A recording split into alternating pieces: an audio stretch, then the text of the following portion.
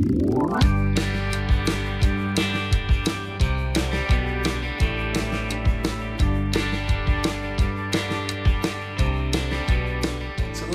estimados amigos. El día de hoy comenzaremos con las propiedades de los logaritmos, específicamente en el campo de los números reales. Enunciaremos, demostraremos cada una de estas propiedades básicas y, según sea el caso, daremos algunos ejemplos, ya que la aplicación de las propiedades pues vendrá después con todo lujo de detalles. Es muy importante señalar que la definición del logaritmo junto a la aplicación de las propiedades nos permitirán expandir o comprimir expresiones algebraicas, resolver ecuaciones logarítmicas y, por supuesto, graficar la función logarítmica. El día de hoy comenzaremos con la primera propiedad.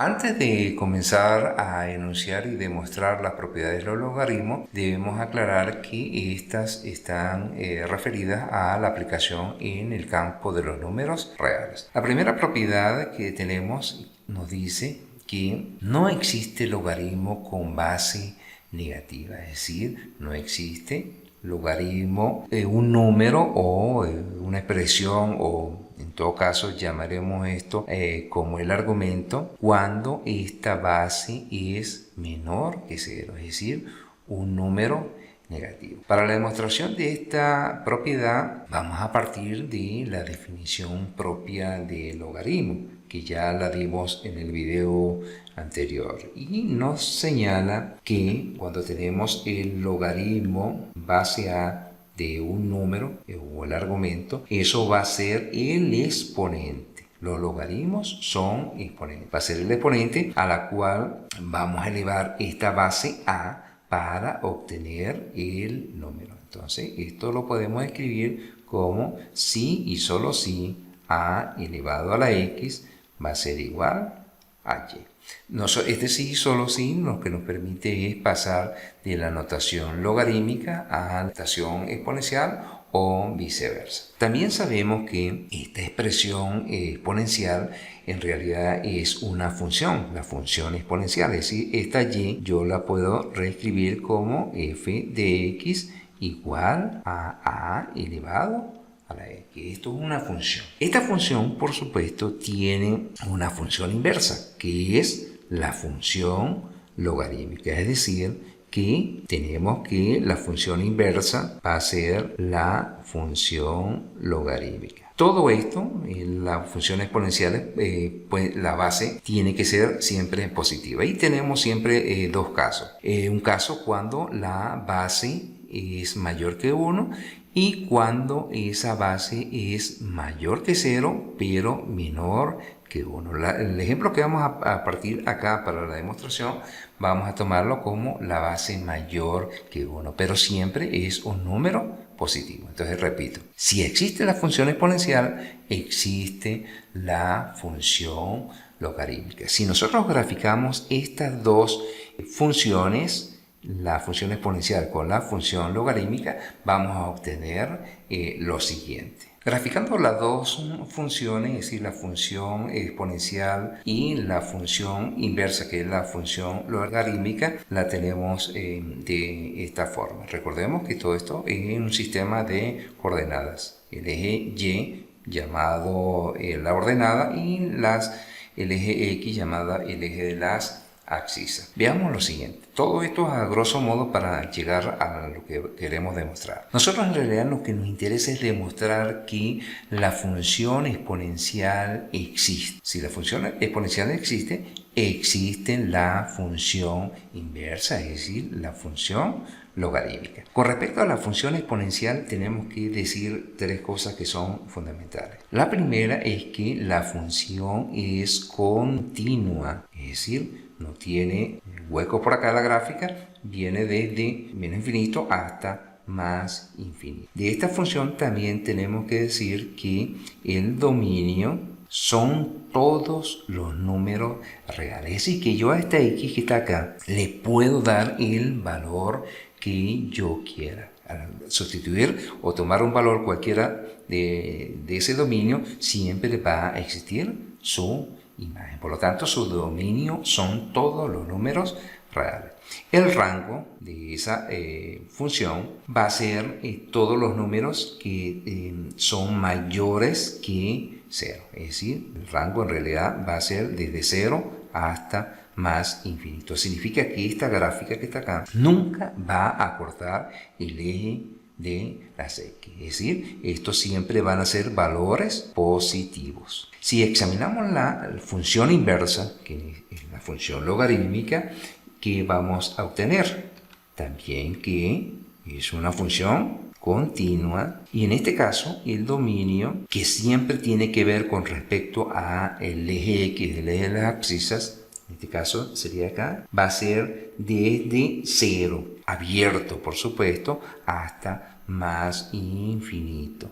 ¿Qué quiere decir eso? Que la gráfica nunca va a cortar el eje de Y, el eje de las ordenadas. Y también tenemos el rango, va a ser ¿qué cosa? El rango tiene que ver siempre con el eje de las ordenadas, el eje Y. Va a ser desde menos infinito hasta más infinito, que eso es los números reales. Si observamos la gráfica y hacemos las comparaciones, tenemos que f continúa, por supuesto. Dominio, el dominio de la exponencial ahora pasa a ser el rango. ¿Sí? Números reales, el dominio, ahora el rango son los números reales. Y el rango de la exponencial, que son los reales positivos, es decir, de 0 abierto hasta más infinito, ahora pasa a ser el dominio. Nosotros lo que tenemos que hacer para demostrar si existe el logaritmo con base negativa, lo que tenemos que hacer es demostrar que la función exponencial con base negativa existe, o demostrar que no existe. Eso es lo que vamos a hacer a continuación. Pero lo importante es demostrar estas tres condiciones simultáneamente. Vamos a colocar el signo de interrogación acá. Es decir, existirá logaritmo con base negativa de un número. Si eso así, si aplicamos la definición, me va a quedar que menos a elevado a la x sería igual a y. Eso quiere decir, según todo lo que hemos hecho anteriormente, que esto es una función, debería existir esta función exponencial para que la función logarítmica, es decir, su función inversa, exista. Es decir, f de menos x igual a logaritmo de menos a x exista. Si esto existe, la función inversa con base negativa existe. Si la función exponencial con base negativa no existe, pues por supuesto la función inversa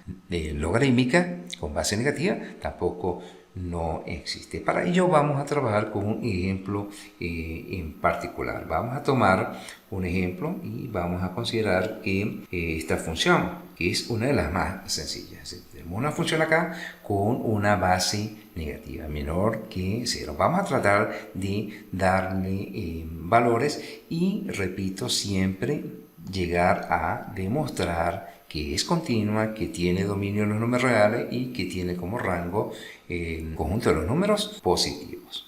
Vamos a empezar a darle valores, algo sencillo para no tener complicaciones con los cálculos. Vamos a comenzar a darle valores, por ejemplo, x igual a 2. Si yo considero ese x igual a 2, que considero que forma parte del dominio, entonces al ser sustituido acá me va a quedar f de 2 va a ser igual a menos 2 al cuadrado. Repito, sustituyo el valor de x en la función. Por lo tanto, esto me quedaría cualquier número negativo elevado a una potencia par, pues positivo, es decir, 4. Esto implicaría que y vale 4. Tengo un posible valor de y. Si x vale 1, entonces esto implicaría que f de 1 es igual a menos 2 elevado a la 1, esto obviamente es menos 2. Esto implica que y vale menos 2. Vamos a dar otro valor sencillo, x igual a 0. Si x igual a 0, esto implicaría que f de 0 va a ser igual a menos 2 elevado a la 0. Esto, por supuesto, cualquier número elevado a la 0 pues nos da resultado 1. Cualquier número diferente de 0. Esto implicaría que y igual a 1. Si tomamos un valor que esté entre 0 y 1, por ejemplo, algo sencillo, por ejemplo, x igual a 1 medio. Si x vale 1 medio, tendríamos f de 1 medio va a ser igual a menos 2 elevado a la 1 medio. Cuando tenemos una potencia con un exponente que es fraccionario, pues se puede transformar o convertir a una raíz. Y el denominador pasa a ser el índice de la raíz. Por lo tanto, esto quedará, este denominador pasa a ser el índice de la raíz, va a quedar una raíz cuadrada. Raíz cuadrada de menos 2 elevado a la 1. Pero aquí ya tenemos un problema, porque las raíces cuadradas con cantidad negativa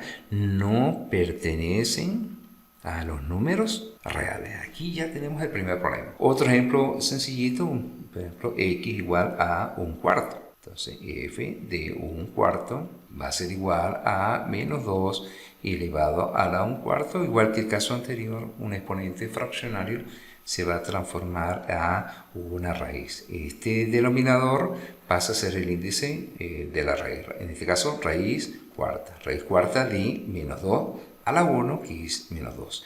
Aquí tenemos el mismo problema anterior, porque las raíces cuadradas, en general de índice par, no pertenecen a los números reales. Si verificamos, chequeamos todo esto y nos vamos a la condición principal, que es la que tenemos allí, que f continua, dominio tiene que ser todos los números reales, el rango los números positivos. Veamos lo que ocurre. Primero que nada, ¿la función existe para todos los números reales? No. Aquí ya observamos que en este ejemplo tan particular existen valores de x en forma fraccionaria que no tienen imagen real. Por lo tanto, este valor que está acá, estos dos valores nos dicen que ya el dominio no va a ser todos los números reales. Ya falló la primera condición. La segunda condición que nos dice es que el rango tiene que ser números positivos.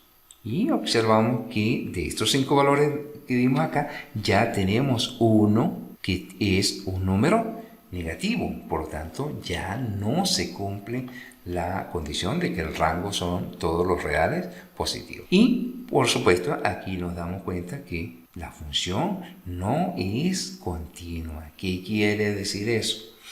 Que, por lo tanto, no existe la función f de x igual a menos 2 elevado. Si no existe esta función, por lo tanto, tampoco existe su función inversa. Es decir, no existe la función inversa, que no es otra cosa que la función logarítmica. Es decir, no existe f de x de cuando la base es negativa, es decir, menos 2 a la x.